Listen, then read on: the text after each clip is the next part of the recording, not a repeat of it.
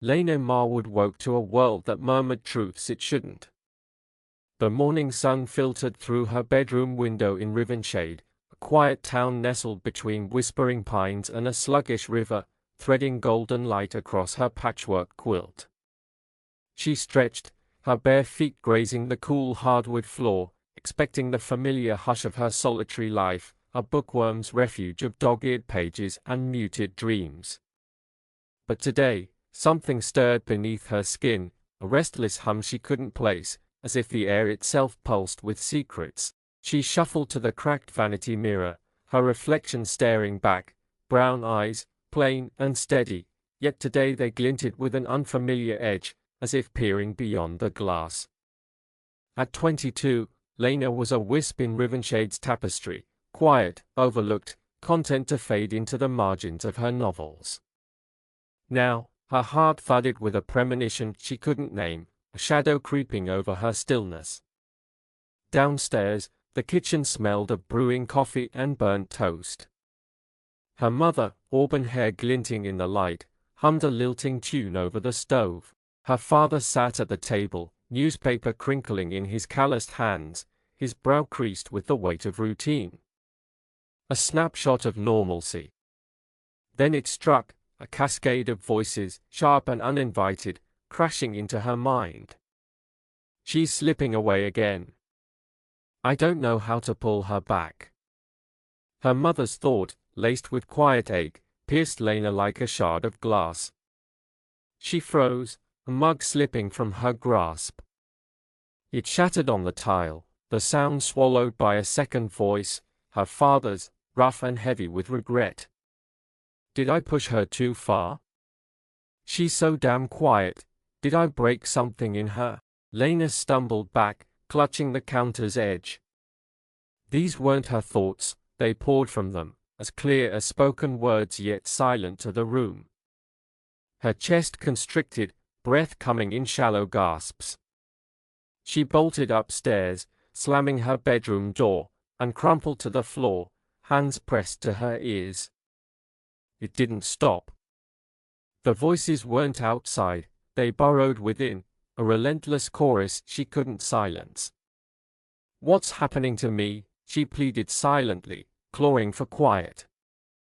And then, like a dam splintering, it came, a fragile, fleeting stillness. She exhaled, trembling, her pulse a frantic drumbeat. Had she dreamed it? Tentatively, she lowered her guard, and the flood surged back. This time, she sifted through it, snagging a neighbor's voice, young Jamie Carter, 2 houses down, plotting mischief. No one catch me sneaking out. Free day, finally. Lena's eyes widened. She could hear him, his glee as vivid as if he'd whispered it in her ear. This was no hallucination. She could read minds. Lena barricaded herself in her room for a day, curled beneath her quilt with a pillow clamped over her head, grappling with the impossible. She wasn't losing her mind, she'd proven it.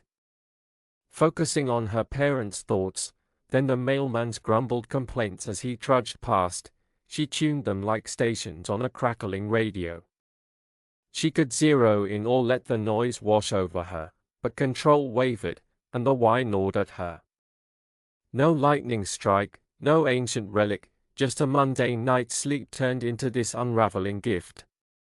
Hunger finally pried her out. She tugged on a faded hoodie, dodging her parents' furrowed glances. You okay, Lena? Her mother called, her thoughts a tangle of worry, and slipped into Rivenshade streets. The world outside roared, a cacophony of minds, every soul a broadcaster of hidden truths. A shopkeeper tallied his losses. A child mourned a broken kite. Lena clenched her fists, counting steps to anchor herself, and aimed for the park. There, she sank onto a bench, watching a couple spar near the fountain. Their voices clashed, harsh words about trust and time, but their thoughts sliced deeper. I can't lose her, I'm failing her every damn day. He doesn't see me anymore. I'm invisible, I'm done. Lena's throat tightened, there pain a visceral ache in her chest.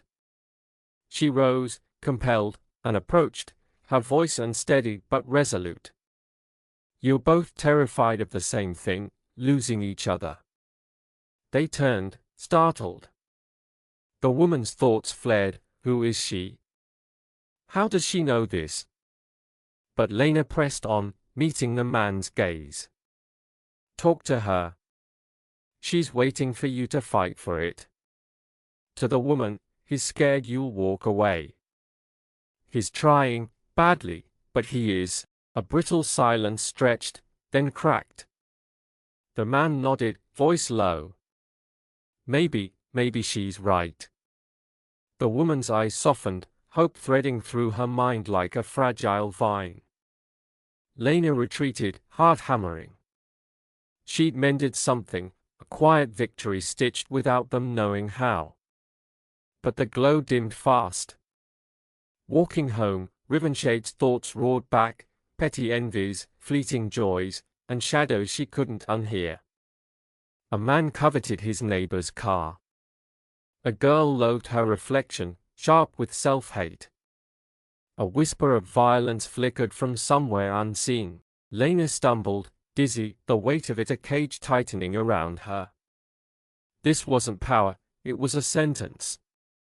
That night, her gift bared its teeth. Crossing Rivenshade's dimly lit streets, a thought snagged her, cold, deliberate, aimed like an arrow.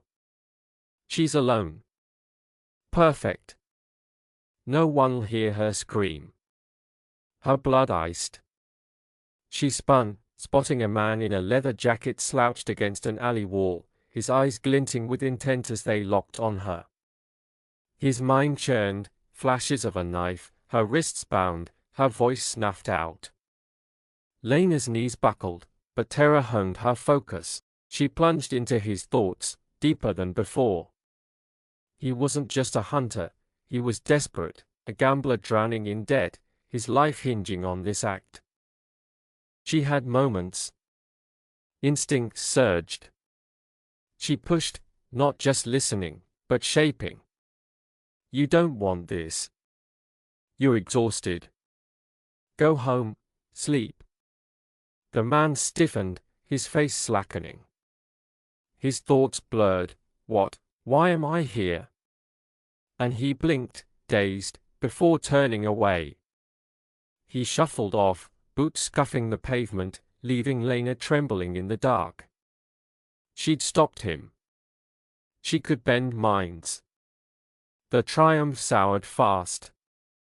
Back in her room, she curled into a ball, the echoes of every mind she'd touched crashing over her. Her mother's guilt, I'm losing her. Her father's doubt, I failed her somehow, the town's ceaseless hum. And now this, a power to rewrite thoughts, a boundary she'd crossed without meaning to. What was she becoming? A savior? A manipulator? Sleep offered no escape. Nightmares clawed at her, a knife flashing, voices shrieking for her to listen, a sea of minds dragging her under. She woke gasping, sweat-soaked, resolve hardening like steel. She couldn't cower. She had to wield this, or it would devour her. Weeks bled into a blur as Lena tamed her gift. She built mental walls, fragile at first, then stronger, learning to mute the storm when it overwhelmed her. She could pinpoint a voice across a crowd, nudge a thought, small suggestions, never dictates. She tested it with care, soothing her friend Emma's panic before a test. You've got this, steering a shoplifter from a petty theft, it's not worth it. Each act was a quiet penance for her fear, a step toward purpose. Then came the fire. Rivenshade's old textile mill erupted one frigid night, flames clawing the sky, smoke choking the stars. Lena arrived as sirens wailed, the crowd's thoughts a chaotic tempest, fear, loss, raw panic. She sifted through them, snagging a faint thread, a worker trapped inside, his mind flickering like a dying candle. Can't breathe, walls closing in, Help me.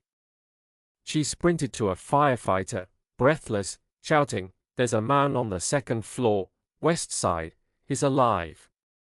The man squinted, his thoughts skeptical. How the hell does she know?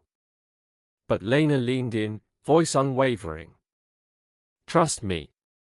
Go now, or he's gone."